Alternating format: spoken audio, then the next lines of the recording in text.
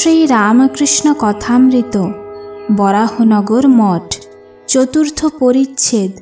ঠাকুর শ্রী রামকৃষ্ণ ভক্ত হৃদয়ে। শ্রী রামকৃষ্ণের প্রথম মঠ ও নরেন্দ্রাদির সাধনা ও তীব্র বৈরাগ্য। রাখালকে নরেন্দ্র প্রসন্নের কথা বলিলেন।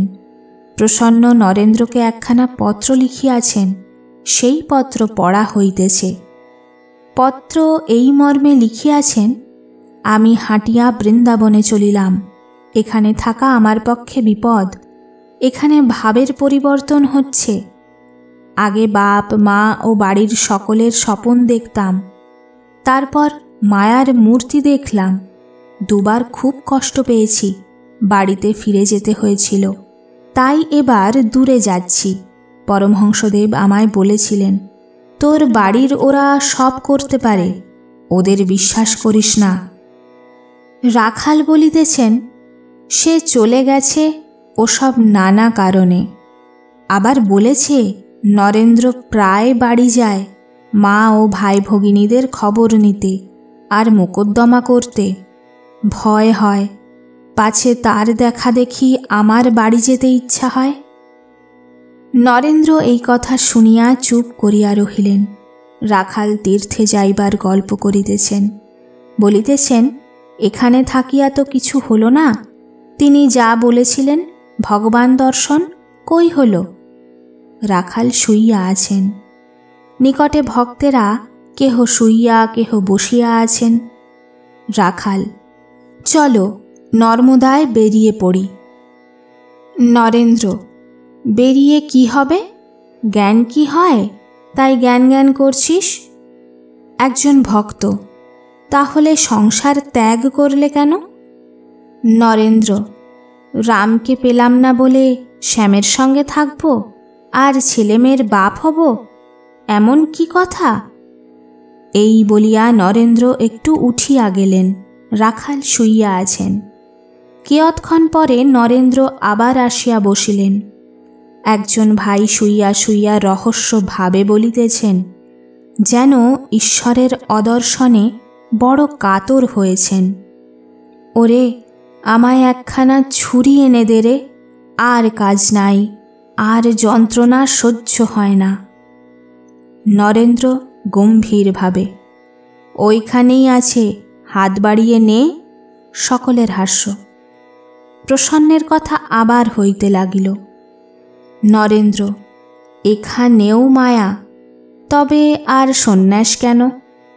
রাখাল, মুক্তি ও তাহার সাধন, সেই বইখানিতে আছে। সন্ন্যাসীদের একসঙ্গে থাকা ভালো নয়। সন্ন্যাসী নগরের কথা আছে। শশী, আমি সন্ন্যাস ফন্যাস মানি না। আমার অগম্য স্থান নাই, এমন জায়গা নাই যেখানে আমি থাকতে না পারি। ভবনাথের কথা পড়িল। ভবনাথের স্ত্রীর সংকটাপন্ন পীড়া হইয়াছিল। নরেন্দ্র রাখালের প্রতি, ভবনাথের মাগটা বুঝি বেঁচেছে, তাই সে ফুর্তি করে দক্ষিণেশ্বরে বেড়াতে গিয়েছিল।